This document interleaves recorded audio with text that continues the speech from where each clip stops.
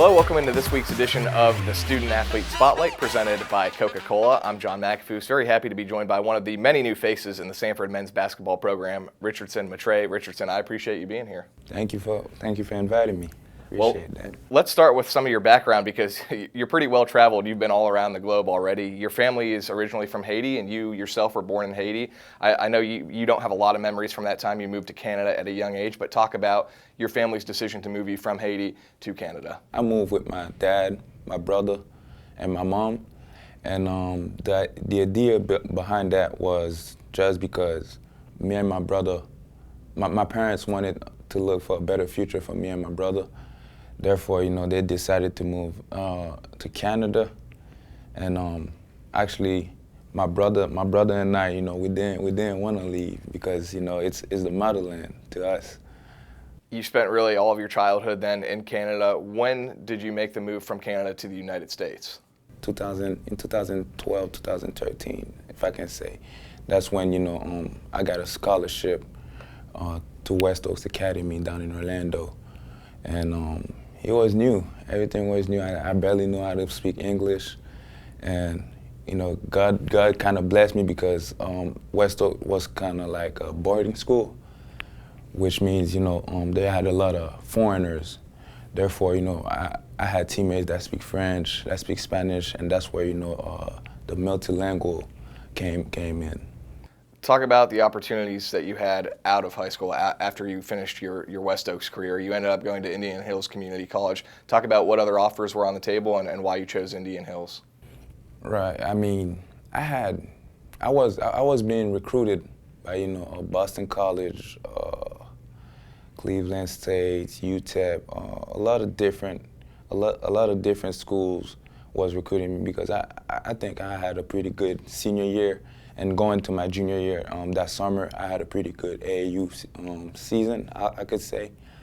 And my decision of going junior college is mainly because, as a young athlete, I never had the dreams to, go junior college. So I didn't know what was junior college.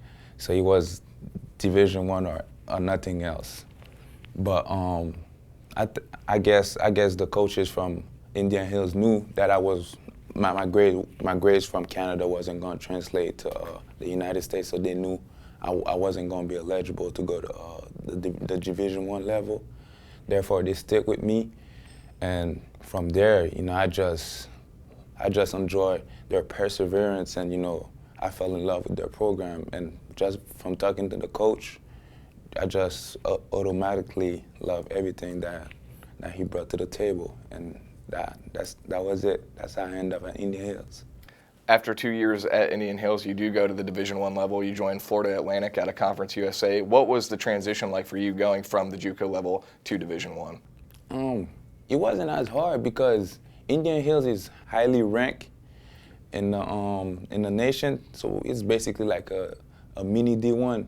And the way our organization was handling things, it was mainly like D1, we'll practice, we'll have walkthrough, we'll watch film, just like the D1 level. Therefore, it wasn't as hard. And I think that was one of the blessings because I didn't have to adjust as much compared to other guys because it kind of prepared me to that point. After last year at Florida Atlantic, you entered the transfer portal. I'm sure you had a lot of schools showing interest and trying to recruit you. What made you choose Samford to finish your collegiate career? Samford was mainly a godly decision. I prayed about it, and God just pointed out Samford to me. I had many calls just because of the season that I had before that at FAU.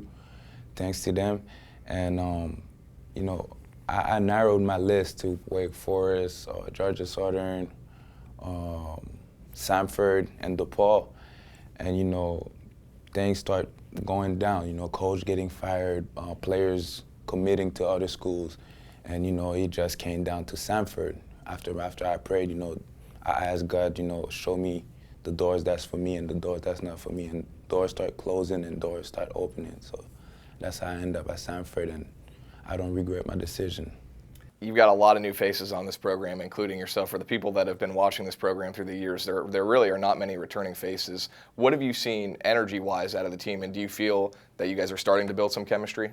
Like you said, like you mentioned, we have a lot of new faces, which, I'm used to it because, at the junior college level, every year we have a new team. So, we got to find other ways, how to communicate. So, I kind of got used to it throughout junior college.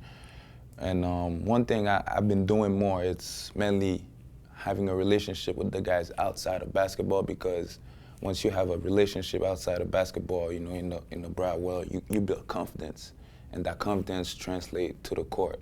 And that's when, chemistry happens. So, as a leader, I just had to learn things like that, especially from my cousin, which is, he's overseas right now. He played JUCO, then he went D1. So, I basically had the same path as him. So, I've been asking him a lot of questions. New faces on the coaching staff as well. Of course, head coach Bucky McMillan, all the coaches with the exception of Matt Powell, new to the program. Talk about Bucky and that staff and what they've brought to this program. Well, Coach Bucky is a winner. Like we all know, he won many titles at Monbrook, which, he knows how to win, obviously.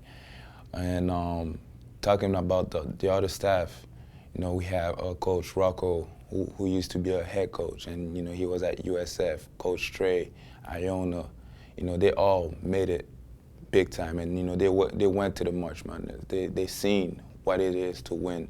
Therefore, they bring that culture and then that same value out here, and you can see it and you can feel it during practice as well.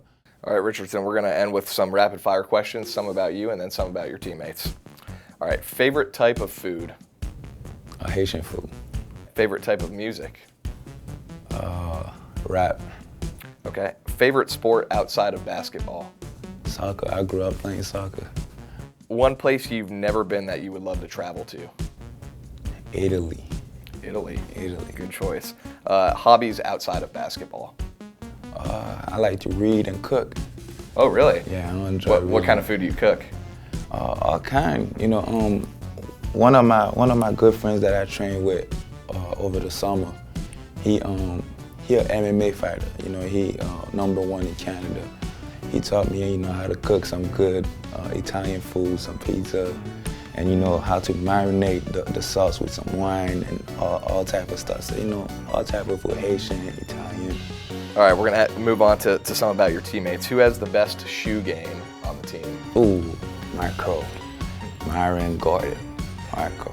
Best dancer? Preston. I'll give it to Preston. Best 2K player? I know we got a lot of 2K players. Yeah, we do. I heard. I'm not really a 2K player, but I heard about AJ and Myron.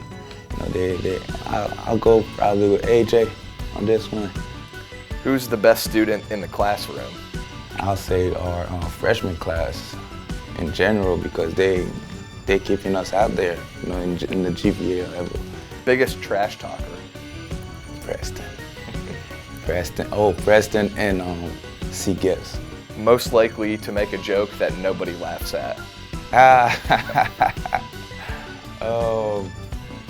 Logan Da, because he actually from Alabama, so a lot of us are not as country. So sometimes he'll say certain things and we don't get. Richardson, I really appreciate your time, man. We're all looking forward to you guys getting started. Thank you. Thank you for having me. That's Richardson Maitre. I'm John McAfee, so that'll do it for this edition of the Student Athlete Spotlight presented by Coca-Cola.